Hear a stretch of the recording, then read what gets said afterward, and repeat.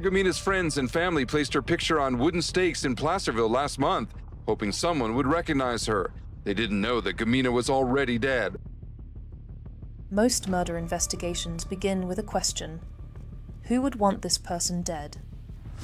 Heather Gamina's case did not have that problem. By the time she went missing in July of 2019, there was already a criminal file with her name in it, a felony domestic violence case in which she was the victim and the witness, and her husband was the defendant. He had already been arrested once for hurting her. He was already facing charges, and she was scheduled to testify against him in the very month she disappeared. So the question in this case was never really who. The harder question was why the answer had been allowed to walk free long enough to do it again. This is the story of a woman the system had already met. A woman who had already called for help, already pressed a charge, already done the dangerous thing of standing up to the man who hurt her, and who was killed, prosecutors would later say, precisely because she would not stay quiet. Heather Orr was 33 years old.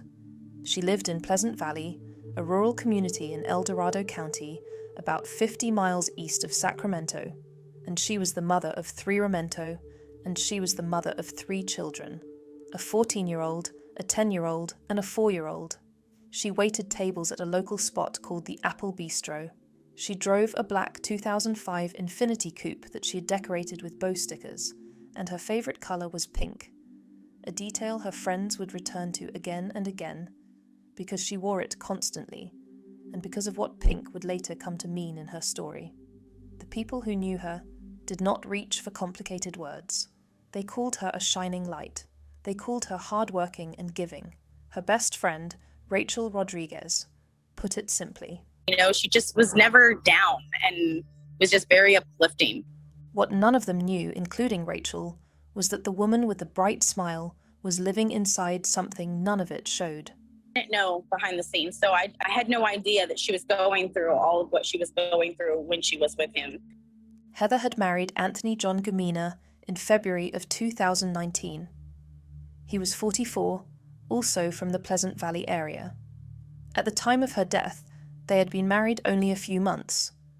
But the violence in their relationship did not begin with the marriage, and it did not begin with him being a stranger to the law. Court records describe a man with a documented history, prior felony convictions for domestic violence and for selling methamphetamine. In February of 2017, according to those records, Anthony and his father went to the home of a former business partner, threatened to kill him and burn his house down, kicked in the door and pushed the man to the ground. Both men reportedly tested positive for opioids and methamphetamine when they were arrested. This was the history Heather married into. By the time the wedding photos were taken, the pattern that would end her life was already years old. Holly Smith, a close friend of Heather's mother, who knew Heather since she was a baby, said, "Heather was completely in love with him, but he was just very abusive the whole time and very jealous. Heather's a pretty tough girl, but she just like a lot of victims, just didn't get out." The first time the public record shows that pattern turning on Heather directly was the 31st of January 2019, weeks before the wedding. According to an Dorado County probation report cited by investigators, Anthony tackled Heather to the ground while she was holding her 4-year-old son. Heather and the child retreated into a bathroom and locked the door. Anthony kicked it in. Probation violation report claims Gamina attacked Heather while she held her 4-year-old son. He's charged with cruelty to a child by endangering their health. It also says Gamina stopped Heather from dialing 911 to notify law enforcement or a public safety agency of a crime. She managed to call anyway. Anthony was arrested and charged with felony domestic violence, and, because a child had been in her arms, with cruelty to a child by endangering its health. According to the district attorney's office, he was then released from custody, over the prosecution's objection. And then, about a month later, Heather married him. To the people watching from the outside, that decision can be the hardest part of the whole story to understand. It is also the part that the people closest to these cases understand best. that leaving is not a single act of courage, but the single most dangerous moment in an abusive relationship, and that staying is rarely about love alone. Heather's family would spend years asking the public to sit with that difficulty rather than judge it. The January charge did not go away when they married. It remained open. Anthony Gumina was a defendant with a court date in front of him, and the witness against him was the woman now living in his house. That fact sat over the marriage like weather. Prosecutors would later argue it was the single most important fact in the case, that everything Anthony did in the months that followed was shaped by the knowledge that Heather could put him in front of a judge. She was not just his wife, she was the evidence. On the 15th of July 2019, with that domestic violence charge still pending, Heather suffered a broken collarbone. The injury, prosecutors said, was inflicted by her husband, that he had strangled her until she nearly lost consciousness. She went to a hospital in the Pleasant Valley area to be treated. She did not call the police. But from her hospital bed, she sent a text message to her mother, Joanna Russell. According to the district attorney's office, the message said her husband had tried to kill her. In July, Gamina broke Heather's collarbone, but instead of calling police, Heather texted her mom that he tried to kill her by strangling her. She was back home from the hospital that night. The next day, Gamina says he killed her. Even with a broken collarbone, Heather tried to carry on as if nothing had happened. Her boss at the Apple Bistro called to check on her and couldn't believe what she heard. She said, "I called her and talked to her, and she's like, I can still come to work. And I'm like, you can't come to work with a broken collarbone." She was released the next day. Her family felt she had been let go too soon, that she was in more pain than she was letting on. They were right to worry, though not for the reason they thought. The 16th of July, 2019. There is a small discrepancy in the public record about the exact date. Some reporting places the killing a day earlier, but the district attorney's account and Anthony Gamina's own admission in court point to this day. Heather, just out of the hospital, argued with Anthony in front of her mother. The argument was about the broken collarbone. Specifically, prosecutors said, about how that fresh injury would look to the district attorney handling his still pending case. After Joanna left, Anthony killed his wife. He would later admit it in open court. 48-year-old Anthony Gamina admitting in open court he slammed his wife Heather Waters on the floor and strangled her until she stopped breathing. John Gumina admitted to violently murdering Heather Gamina by slamming her to the ground and strangling her.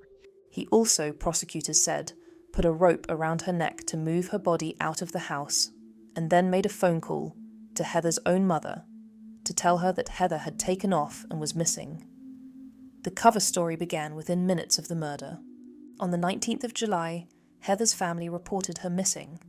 What followed was nearly 2 months of searching, pink ribbons up and down Main Street in Placerville, flyers, volunteers combing the wilderness around her home, vigils, all of it built on a hope that the man at the center of it had already extinguished. The search for 33-year-old Heather Gamina Waters is getting organized and focused. We're going to really target the Grizzly Flat area, Somerset, Oma Ranch, Pleasant Valley area. So many people in the community right now that want to help, and we need their help. Tells Fox 40 she had just returned from the hospital with a broken collarbone.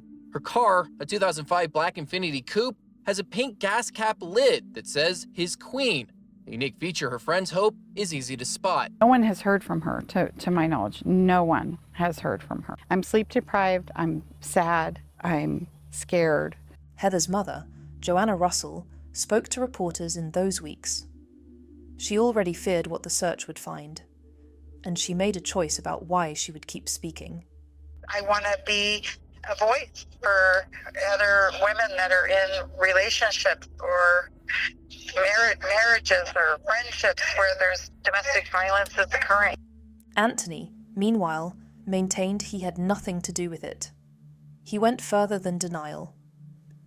According to reporting at the time, in the days after Heather disappeared, he filed a request for a restraining order against her, the woman he had already buried. claiming that she had attacked him. It was, prosecutors would later argue, all of a piece. A man building a record that pointed away from himself. On the 9th of August, more than 3 weeks after she was last seen, Heather's car was found. The black Infiniti she had driven away in was discovered abandoned in a remote part of Dorado County, by one local account, near the Mormon Emigrant Trail, far from anywhere she had reason to be. Investigators took the vehicle and began processing it for forensic evidence. A car left empty in the wilderness is the kind of thing that can mean many possibilities at once. But to the people who knew Heather, it closed possibilities rather than opening them. She would not have left her car, and she would not have left her children. The search continued, but the family's hope was now running against a quiet, mounting dread. The 6th of September, 2019. Dorado County Sheriff's detectives moved on Anthony Gumina on an outstanding no-bail warrant. The domestic violence warrant from the case Heather had been set to testify in. As they arrested him, they simultaneously executed a search warrant on a property in the Pleasant Valley area, the site of a marijuana grow only a few miles from Anthony's home. There, buried several feet down in the dirt, they found Heather. Deputies say human remains recovered in Pleasant Valley have been positively identified as Heather Gamina. Her husband, Anthony Gamina, is charged with her murder.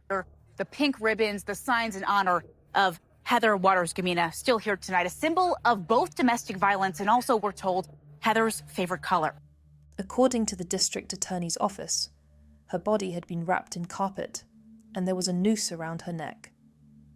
She was still wearing the hospital identification bracelet, the smock, and the sling from the broken collarbone. The injury that had been the subject of that final argument, still on her body when she was found. The missing person case became what her family had feared from the first week. It was a homicide, and the man already in custody for hurting her was charged with her murder. When prosecutors filed their criminal complaint, they put the motive in plain language, and it was read aloud in court coverage. Criminal complaint filed by the Dorado County District Attorney's Office says Gamina was killed by her husband because she was a witness to a crime and was intentionally killed to prevent her from testifying in criminal proceedings. A poker-faced Anthony Gumina in court today, where the 44-year-old previously accused of domestic violence is now facing a charge of murdering his wife, Heather Gamina. He wasn't facing anybody, That, to me, body language says a lot. Anthony Gamina appears in court, silent, looking dazed, eyes focused straight ahead, away from the packed courtroom and the cameras pointed towards him. It was a special allegation that elevated the gravity of the charge, not a crime of sudden, formless rage, but a killing with a purpose. The witness against him was silenced before she could speak. Not everyone close to Anthony accepted it. A first cousin spoke out in his defense. I just want people that know him to stand up and say what's right. Tony's not it. Tony's not the murderer. Around the same time, a second name entered the file. Ruano Ardon Emerson, 35, was charged as an accessory after the fact, accused in court documents of having harbored, concealed, and aided Anthony so that he could escape arrest and conviction. The full nature of his involvement was not laid out publicly, but the charge made one thing clear. Prosecutors believed Anthony had not covered this up entirely alone. For nearly 2 years, the case moved slowly through pre-trial. Anthony Gamina sat in the Dorado County Jail, held without bail, having pleaded not guilty. And then, in June of 2021, the investigation produced another arrest. Developing tonight, a terrifying mystery. Another arrest in a 2019 murder case of an Dorado County mother of 3. Charged with her murder. At this point, the DA won't detail exactly how this man is involved, only calling him an accessory. 40-year-old Justin Kremer, suspected of an accessory to Heather's murder. His connection to Heather or Anthony Gamina isn't clear. The sheriff's office declined to release how Kremer was connected to Heather or to Anthony. For her friends, the new arrest reopened a wound that had never fully closed. for Heather's sake, for, the mercy of her soul, we need to find who did this and make sure that they are held accountable and justice needs to be served. On the 23rd of June, 2021, barely a week after that second arrest, the case turned without warning.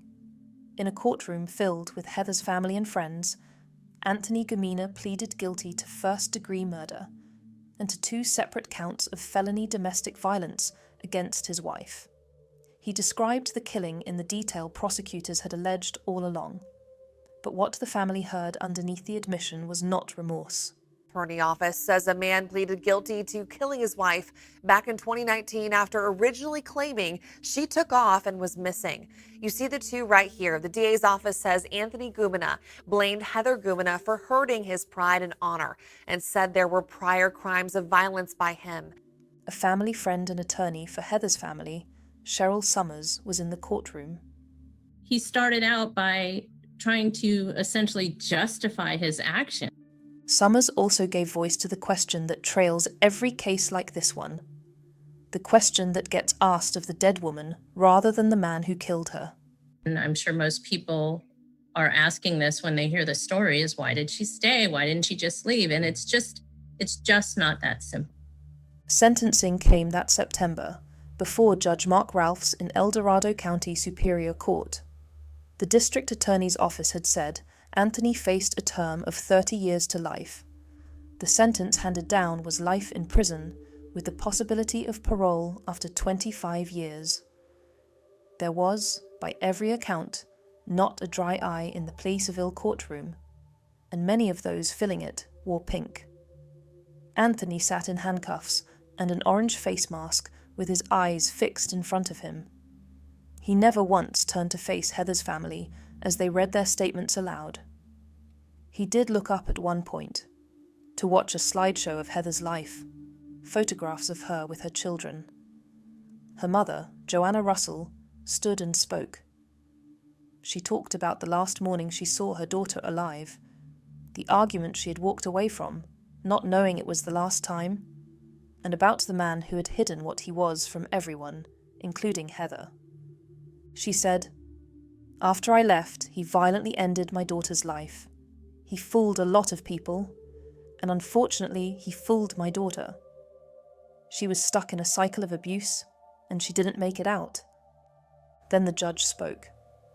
Mark Ralphs read Anthony's record aloud, a history of trouble stretching back years, and then turned the killer's own justification back on him. "Mr. Gumina, there is nothing I can say but that your conduct in this has been despicable. You say that you killed her because she hurt your pride, your honor, your family, your family's name. You're going to have plenty of time to contemplate how your conduct has impacted your honor and your name." Even then, the picture was not unanimous. Outside the courtroom, longtime friends of Anthony's tried to recast what he had admitted to inside it. One neighbor who had known him for years, however, told a different story. It wouldn't surprise me that something like this happened. I always kind of looked at Tony as that he was just a kid that's going to get in trouble someday. But the man had confessed, in his own words, to slamming his wife to the floor and pressing the breath out of her over a broken collarbone, and to tying a rope around her neck to carry her body out of the home they shared. The record did not leave much room for the gentler story his friends wanted to tell. There is a detail in this case that the people who loved Heather kept coming back to. Pink was her colour. The clothes she wore, the bow stickers on her car, the ribbons that lined Main Street in Placerville, while the town still hoped she was alive. Pink is also, by coincidence or not, a colour used to mark domestic violence awareness. Heather had been living the thing the colour stands for, in private, behind a smile that fooled even the friends who saw her most. The hardest truth her family asked the public to hold is not a complicated one, but it is one our instincts resist. They did not want the lasting question to be why Heather stayed. They wanted it to be why a man already arrested for hurting her, already facing a charge with her as the witness, was free and close enough to do it again, and why the danger of that pending case. the danger to the very witness it depended on was not seen for what it was until she was buried under a marijuana grow a few miles from her own front door. 3 children lost their mother, a 14-year-old, a 10-year-old, and a 4-year-old who had been in her arms the first time the violence came for her. Heather Gamina was not a case file, and she was not a cautionary tale about leaving. She was a young woman who had already done the brave and dangerous thing. She had spoken up, and she did not get to finish the sentence.